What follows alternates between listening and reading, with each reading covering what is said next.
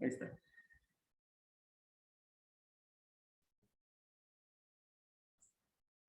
Bien. Decíamos pues que la UNESCO, además de pues proponer en un momento dado la creación de pueblos mágicos y fomentar, digamos, la cultura y todo esto, eh, también se mete en cuestiones educativas. Ustedes saben que a raíz de que termina la Segunda Guerra Mundial, de pronto las naciones que ganaron, pues de pronto tienen a bien hacer una asociación, una organización a nivel mundial, que es la famosa ONU, en este caso. Y de la ONU se desprendían una serie de organismos. Estos organismos, uno de ellos es la UNESCO. Entonces, esta UNESCO establece una clasificación, le llaman ellos normatizada, de educación. Entonces, es importante conocerla también para que sepan ustedes en qué terreno pisan y dónde están, digamos, a nivel, digámoslo así, de política exterior, y luego ya entender lo que está pasando en las aulas. Entonces, esta clasificación le conocen como la clasificación CINE, ¿sí? Por decirlo, esta clasificación internacional normalizada de la educación, ¿no? La versión actual ahorita, la 2011, pero ya tiene un tiempo haciendo la UNESCO este tipo de clasificaciones. Particularmente, la forma en la que ellos tienen para poder clasificar es esta. Se llaman niveles CINE. Le ponen 0 cuando es educación que le llaman de la primera infancia, y ahí entra todo lo que es prematernal, maternal, etc.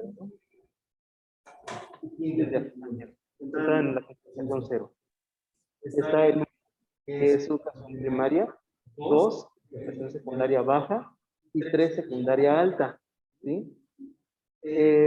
Lo hacen así porque en algunos países, pronto dicen, por ejemplo, en Estados Unidos, han visto ustedes que está, por ejemplo, la high school. Entonces, de pronto, la high school es como una secundaria alta, que serían los últimos grados, por ejemplo, de secundaria. ¿Sí? Y en los primeros grados le llaman secundaria baja, ¿vale? Por ahí luego le llaman junior, senior, ¿no? Por ejemplo. Y después, cuatro, secundaria no terciaria, o también aquí, por ejemplo, en México le llamamos preparatoria. Y después sigue la educación terciaria, que es licenciaturas hacia arriba, ¿sí? En México. En Estados Unidos, de pronto, las personas no entran a educación licenciatura, sino, por ejemplo, si él quiere estudiar en Estados Unidos, después de sus estudios de college, que le llaman, que es el bachillerato, de pronto tendría que estudiar una especie que le llaman como una especie de licenciatura de 2 años, que no estudian la carrera, sino estudian biología, física, como ciencias puras, y luego de ahí ya se avientan a estudiar ya lo que es directamente la licenciatura. Entonces, bueno, se llama entonces educación terciaria de corto ciclo, nivel 6, educación terciaria o equivalente, el 7 es maestrías o especializaciones o equivalentes, y el 8, doctorados ya. ¿Sí? Ya los doctorados y demás ya es vanidad, ¿no? Ya todo queda a nivel 8. Bueno, ¿por qué se hace todo esto? Si alguien quiere tener movilidad, por ejemplo, que yo quiera estudiar una licenciatura en otro país, lo que van a hacer es ver un nivel de equivalencia con esta clasificación. ¿Sí? Ustedes, por ejemplo, algunas materias las tienen por créditos, que dicen, es que tiene tantos créditos. El famoso crédito no es otra cosa más que una unidad que se fija por cada materia que ustedes cursan, y que si, por ejemplo, su compañero se va, no sé su nombre, Esteban se va, por ejemplo, a estudiar a otro país, de pronto van a ver su equivalencia, van a decir, ok, cursó tantos créditos, y esos créditos le sirven para estudiar acá en este país tal nivel. ¿Sí? Se hacen una especie como de equivalencia. Bueno, si quieren conocer un poquito más de eso, pueden acceder al documento en esta dirección electrónica que está aquí. que es el, digamos, como el sitio oficial de la UNESCO en este caso, ¿sí? En relación a este tipo de clasificación. Bueno,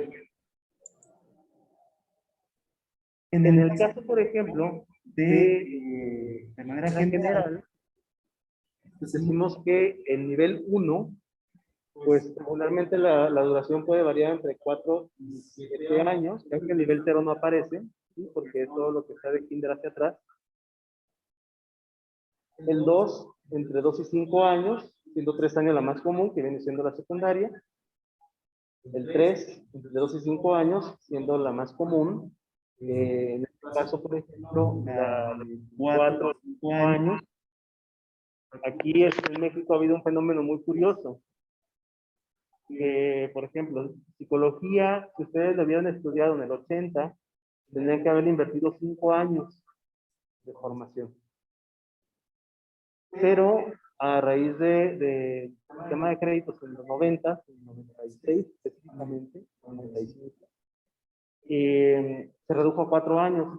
La mayoría de carreras quedan en 4 años, 4 y medio. ¿Sí? Y de pronto acá en México ha habido como algunas licenciaturas, algunas escuelas que te ofrecen licenciatura en 3 años. El problema es que tienen broncas para hacer equivalencias, porque a nivel, por ejemplo, si se está en 3, 2, 5 años, pero luego al momento en que quieren hacer como su revalidación a otros sistemas, no les cuadra. ¿Sí?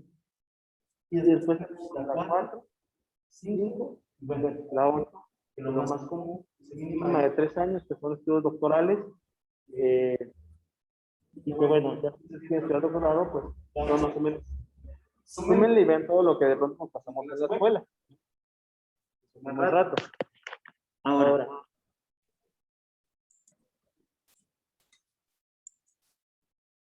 Ahí está. En los niveles iniciales, donde hablamos de primarias y secundarias, en el caso México, de México sigue el sistema francés, y está por la SEP, ¿no? Y de la SEP, una instancia es la Secretaría de Educación Estatal.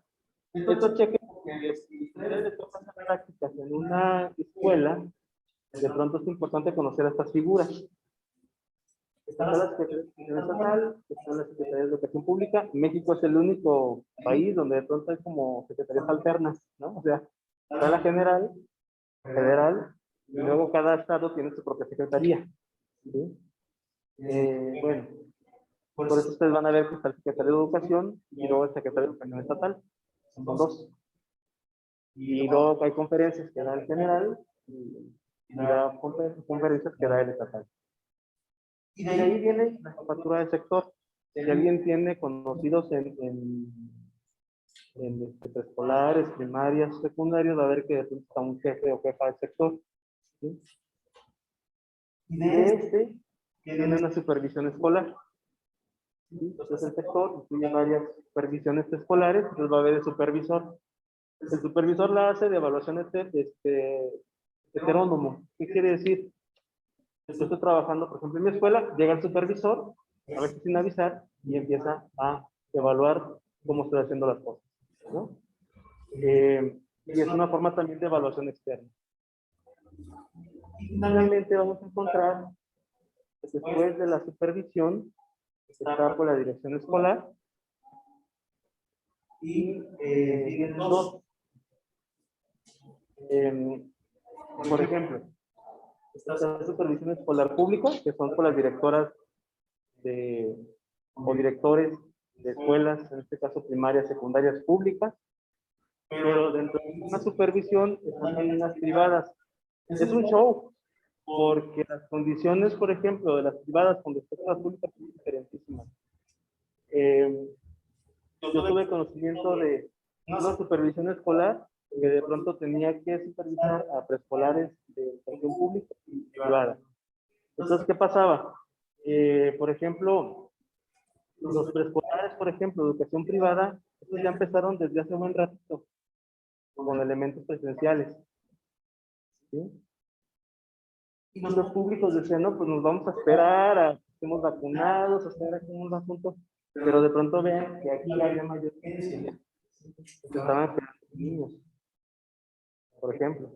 Entonces, era un elemento que determinó que de pronto los niños ya fueran y asistieran, ¿sí? A niveles presenciales o a tipo presencial.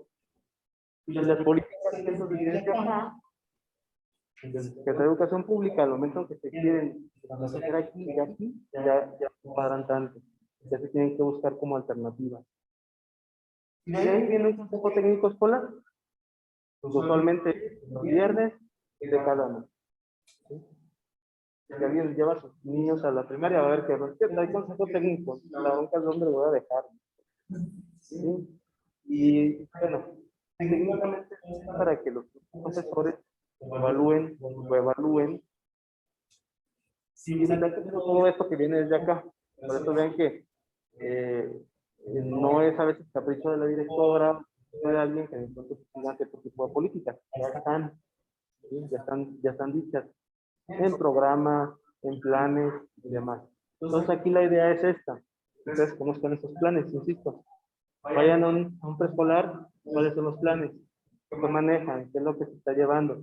Por ejemplo, hay un plan de educación preescolar, OPEP, hay planes para educación primaria, hay para secundaria, y cada gobierno le imprime ahí su propio sello, ¿no?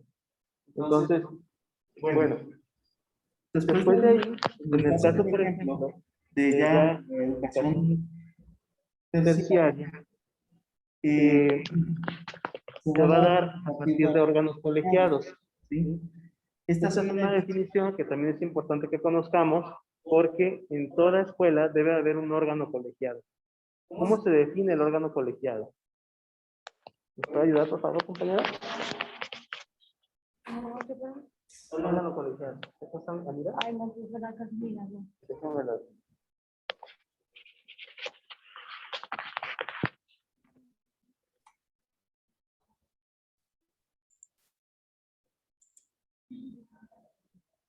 ¿Sí, sí?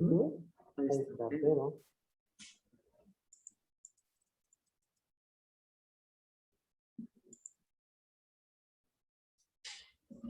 ¿Estás a ver más? Ahí está. Órgano colegiado, ahora sí.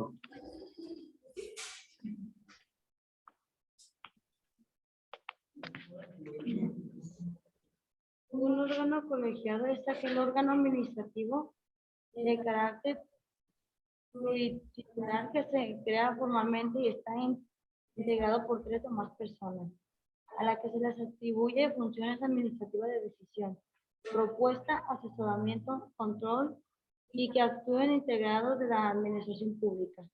Son colegiados aquellos órganos en que la función se asigna a varios individuos reconocidos como unidad, cuyos acuerdos son necesarios para la realización de actos respectivos. Gracias. Tendrá la definición aquí de Gama, en 2014. Y bueno, es importante que ustedes evalúen también, cuando lleguen a sus prácticas, y en la escuela donde les va a tocar trabajar, o están trabajando ya, mejor dicho, si esta escuela cuenta con órganos colegiados. ¿Cuáles son? Las juntas de academia. La academia es un órgano colegiado. En un preescolar, ¿cuál sería el órgano colegiado?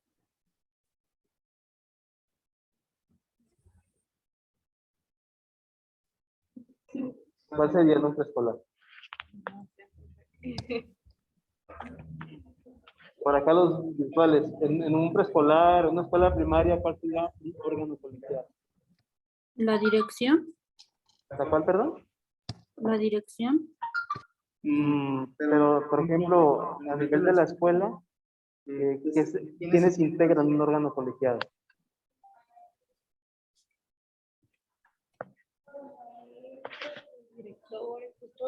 Ok. Entonces, por ejemplo, hay órganos colegiados que los integra, gracias, el director y los profesores. Técnicamente tendrían que estar un representante de cada elemento de los actores educativos. Por ejemplo, puede ser el director, los profesores y alguien representante de los alumnos. ¿Sí?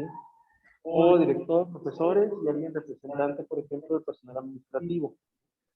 En un preescolar el consejo técnico es su órgano colegiado. Estamos, o sea, es, digamos, la reunión que se tiene, por ejemplo, para tomar acuerdos y para evaluarse. ¿Sí? En una primaria igual, consejo técnico. En una secundaria hay academias, en la secundaria cambia. Ahí sí ya vamos a ver que hay academias. En la preparatoria también cambia, hay academias. Y por ejemplo también en un ya en una en una licenciatura vamos a encontrar departamentos, vamos a encontrar academias y demás, ¿no? Bien. Vamos a ver que además de esto, estos órganos colegiados pueden ser asociaciones que sean nacionales, regionales o locales. Y puede haber también colegios que sean nacionales o regionales. ¿Sí? Regularmente esto también a nivel externo lo vamos a encontrar con asociaciones y colegios. En el caso, por ejemplo, de educación superior, y ya con eso termino la parte teórica de hoy, vamos a encontrar, por ejemplo, que en México la educación terciaria, pues desde esos organismos regularmente están ahí. Uno de ellos, los 10, pues ustedes por ahí van a una preparatoria o una licenciatura mejor que y les toca trabajar con esto. Entonces, digamos que los primeros son los llamados comités interinstitucionales de la educación superior o conocidos como CIES. Y de acuerdo al campo disciplinar, también hay el Consejo de Evaluación de la Educación Superior, o también llamado COPAES. Y estos, por ejemplo, los definen los colegios. Hay un colegio de psicólogos, hay un colegio de arquitectos, un colegio de abogados, un colegio de contadores, y cada colegio determina cómo evalúa, por ejemplo, cierto programa. En el caso de psicología, el colegio es el Colegio Nacional de Enseñanza e Investigación en Psicología, conocido como CNI. ¿Sí? Y este es el que luego evalúa a los programas de psicología. ¿Verdad? Entonces, cuando una escuela, por ejemplo, una universidad, se jacta o dice que tiene cierto sistema de calidad o tiene cierta calidad académica, tiene que tener una valoración, si no de los dos, al menos de uno. Por ejemplo, en el caso de esta universidad, se evalúa por esto, pero falta la de acá. Entonces, bueno, ¿qué es lo que se mide? Y eso quiero que ustedes también lo vean, por favor, en las escuelas donde están trabajando.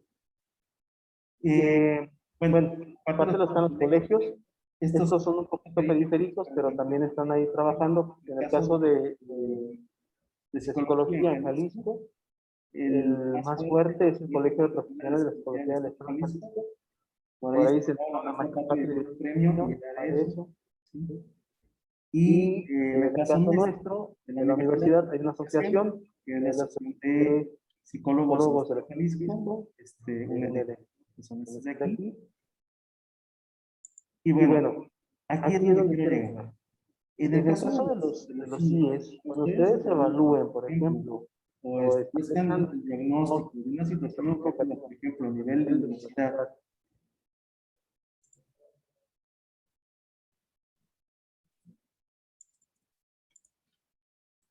acá está.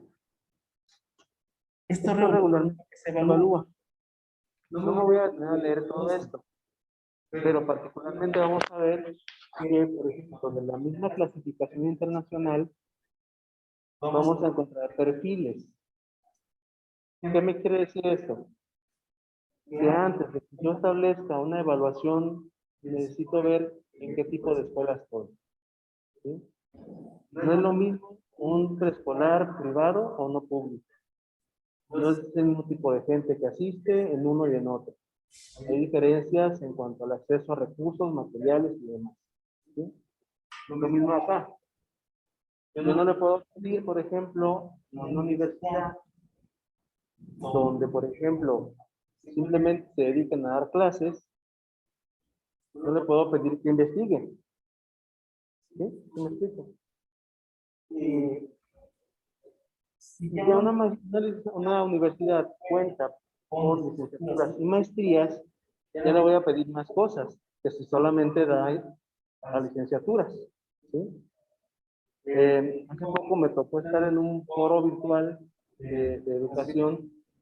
Y algo que me llamaba la atención era que clasificaban las escuelas y decían, bueno, pues es que están las escuelas públicas, están las escuelas privadas, ¿no? Y de las privadas hay dos, que son escuelas privadas medias o para clase media, que es como esta, y escuelas privadas para clases altas, ¿no?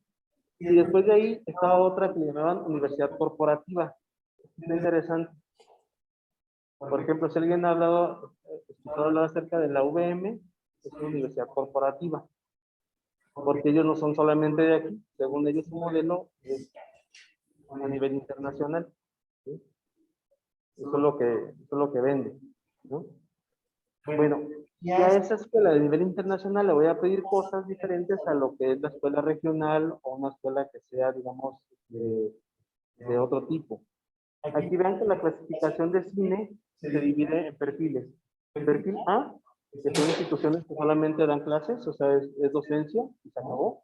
¿Sí? El B igual, de licenciatura. Pero ya son universidades que tengan licenciaturas y maestrías. El D son aquellas que ya tienen doctorados y aparte hacen investigaciones. Y el E son aquellas que ya generan conocimiento. Usualmente son aquellas que se dedican exclusivamente a investigación. ¿Sí? ¿En qué nivel está esta universidad? ¿De qué perfil?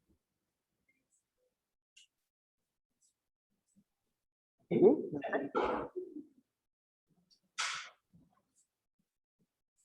¿En el D?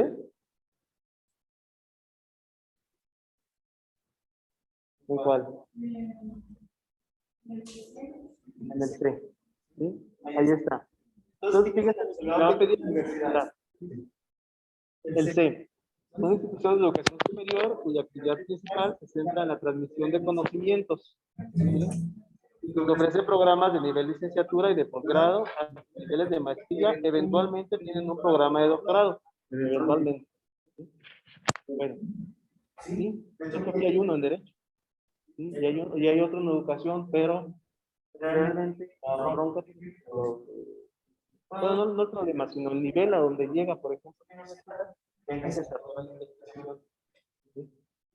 Para brincar, tiene que haber entonces actividades de investigación de manera fuerte. ¿Sí? Eso es lo que no está. Y ya pues, como las ligas mayores, ¿no? Pero para esto ya se necesita una serie de recursos tremendamente grandes, ¿no? Y que, por ejemplo, los docentes tuvieran que tener vínculos con organismos de carácter internacional, cosa que no ocurre. ¿Sí? Entonces, por esas razones que, por ejemplo, tampoco. ¿Sí? La mayoría de escuelas, por ejemplo, como esta, están entre nivel C y nivel B. Por ahí si alguien ha ido, por ejemplo, UNE no tiene, no sé si tiene, pero realmente no lo estoy visto operando. Pero, por ejemplo, ellos están en nivel B. No tienen prácticamente maestrías. ¿Sí? Los UTEC están aquí todavía, nivel C. No le brincan. ¿Sí? Los UNIVA están en nivel C. Los ITESOS le brincaron al D. ¿Sí? Entonces, por ahorita, pero como ya CONACYT le retiró los estímulos a escuelas privadas, entonces ya no, ya se van a regresar al nivel C. Sí, ahorita es un rollo muy, de hecho están enojados los del ITESO y todas estas escuelas porque les quitaron, CONACYT les quitó los estímulos a sus investigadores, entonces pues tienen que hacer investigación por otros medios, ¿no? Es difícil. ¿Vale? Escuelas,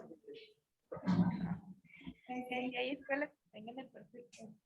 escuelas de nivel C son las universidades grandotas. Por ejemplo, seguramente son públicas, todas ellas. Por ejemplo, UDG debe estar en perfil E, pero no porque eso pase muy bien, sino porque sus profesores pertenecen a líneas de conocimiento, algunos, los que a veces no dan clase malamente. O sea, vaya, ser muy buenos, pero a veces la cuestión no hayan docentes, hay otros que sí, mis respetos, dan clases y aparte hacen investigación. La UNAM, por ejemplo, la Autónoma de Nuevo León, son las que están en nivel E. aquí en México.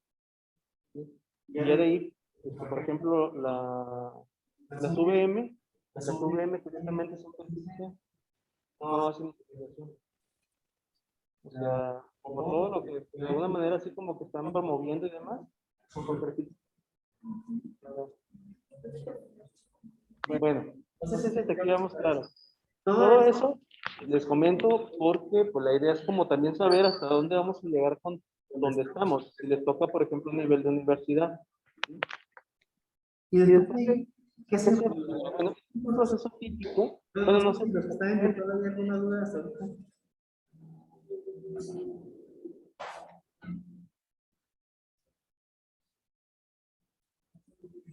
¿Ya se durmieron? No, profe, no hay duda. Ay, ya dijeron que no. Bien. Bien. Ok, ¿Alguna duda hasta ahorita?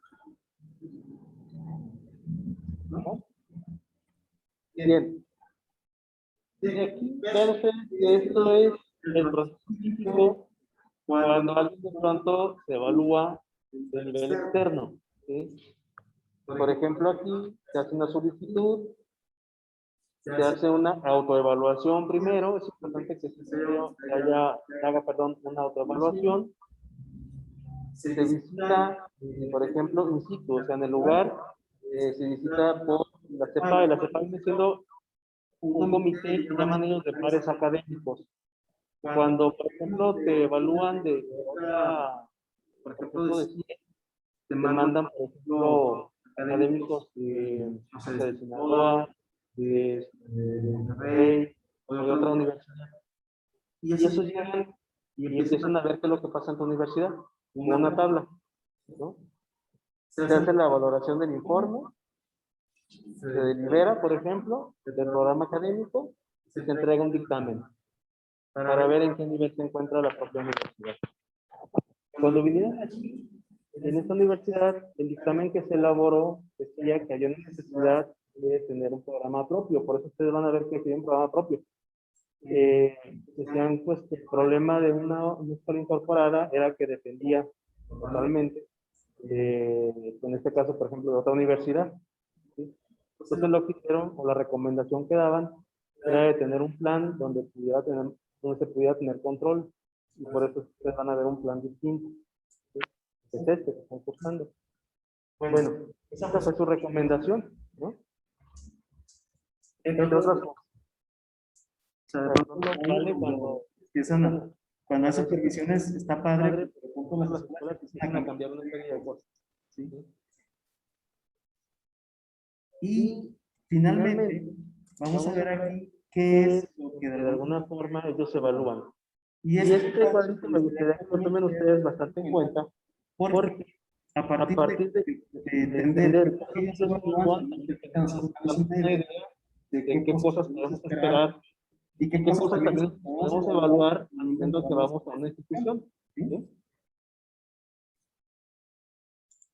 Ahí Ahí está. está. Lo Lo primero primero que que se se evalúa evalúa son los propósitos. ¿Qué busca la institución en donde estamos? Por eso, vean que es importante este rollo de las misiones, visiones, valores. ¿Por qué? Porque esto me dice qué propósito busca la escuela. ¿Sí? Y debo entender eso para poder valorar. Uno. ¿Sí? Dos, la estructura de gobierno. ¿Cómo están armados? ¿Cómo está? Hay un director, hay un coordinador, hay directores, coordinadores, hay profesores, están organizados. ¿Sí? Hay un marco jurídico normativo, hay reglamentos en esta escuela. Ustedes, por ejemplo, pueden ir a un preescolar y ahí deberá haber un reglamento.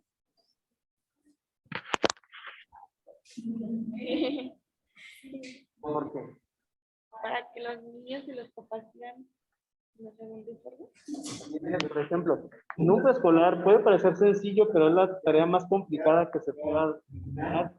Porque, por ejemplo, ustedes pueden ver que desde el cafetito, aquí le dan el cafetito del niño, quién va por el niño, quién lo recoge, cuánto tiempo se deja el niño ahí en la escuela, qué pasa con los papás que no van por los niños, Ese tipo de cosas que son como muy finas, dijéramos, no son reglamentadas, pueden pasar bastantes cosas. Y son cosas graves y delicadas. Sí.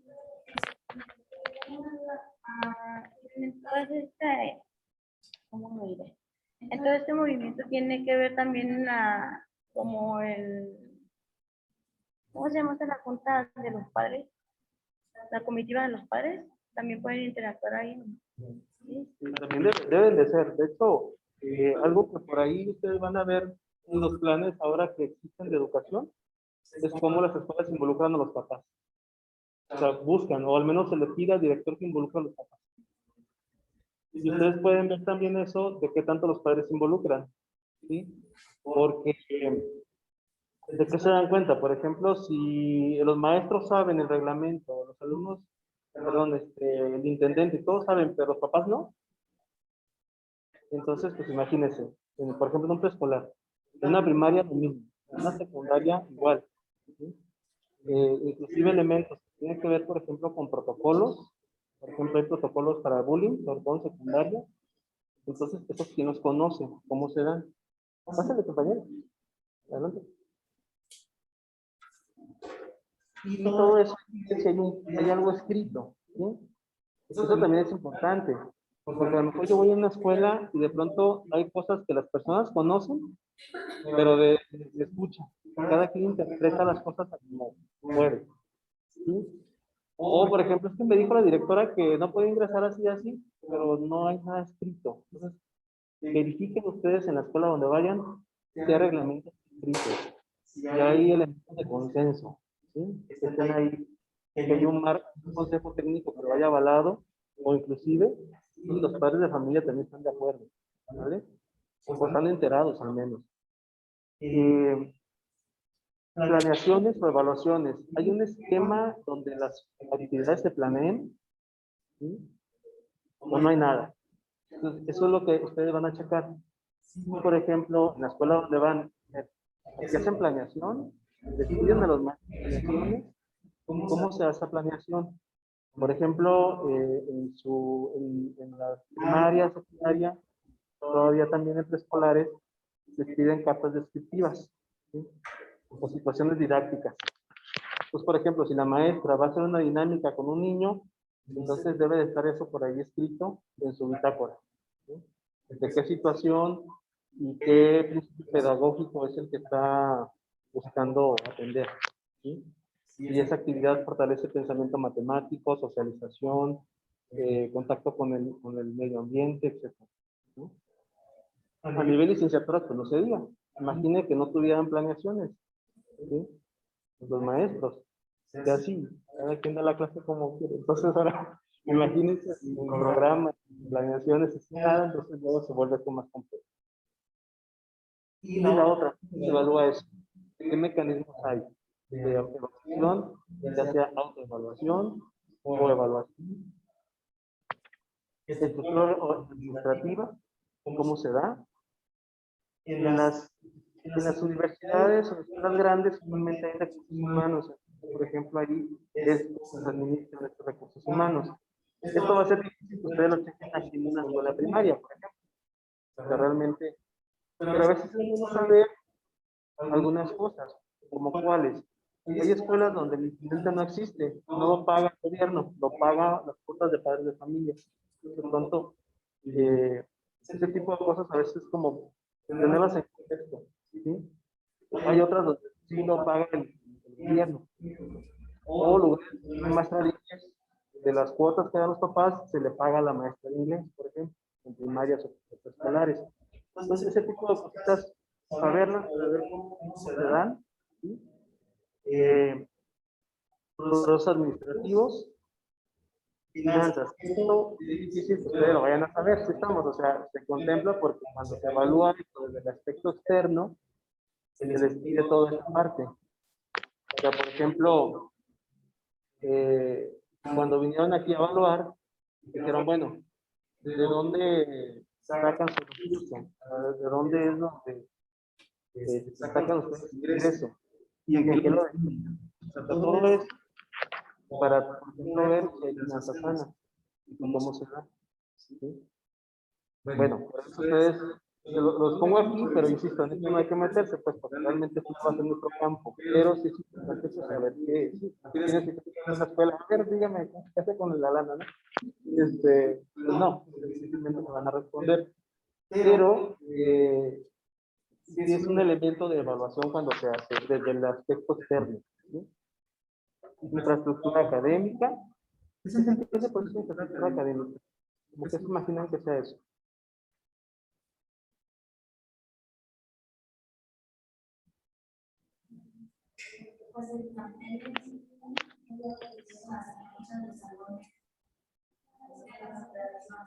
Así es, salones, si hay equipo, de mobiliario, el tipo de mobiliario, infraestructura. Pero además está la parte que tiene que ver con materiales, hay libros, hay bibliotecas, hay material, por ejemplo, a nivel de una primaria o de un preescolar, es imprescindible que haya material didáctico, por ejemplo. ¿Sí? Entonces, si ustedes están en una escuela, de pronto los maestros no tienen material, entonces este es un punto que se podría notar como un elemento de situación educativa. ¿Sí? Una compañera egresada de ustedes, que ya hace tiempo, te platicaba su experiencia en el sentido de que la ponen frente a un grupo. Dicen, pues, se me la dieron como de apoyo pedagógico. Dicen, entonces me pueden ir al grupo de niños de 7 años. Y entonces de pronto me dice, pero ¿sabe qué, maestro? Me cuenta así muy amargamente, me dice, pero es que no tenía nada. Pero ¿cómo nada? No, es que no había nada. O sea, una pelota, nada. O sea, como para poder hacer algo más didáctico. Vean un pizarrón, este pizarrón. Y entonces ella reclamaba, con justa razón, dice, ¿cómo le hago? No, que me ponga a darle clases teóricas a alumnos de 7 años. No, ¿no? O sea, lo mucho empezó a interactuar con ellos, hacer como juegos de roles, ¿no? Pero hasta ahí, pero material didáctico no había. Entonces, son aspectos que hay que checar, por ejemplo, como parte de infraestructura. Servicios de biblioteca, servicios de apoyo a estudiantes. Esto de servicios de apoyo a estudiantes entra, por ejemplo, hay un tutor, o en algunas escuelas le llaman preceptor, por ejemplo, como un preceptor para el niño, ¿sí? O inclusive para los papás, también de pronto se da. Y por favor ustedes evalúen eso si realmente, si de alguna manera se da en la escuela donde ustedes se encuentran. Finalmente,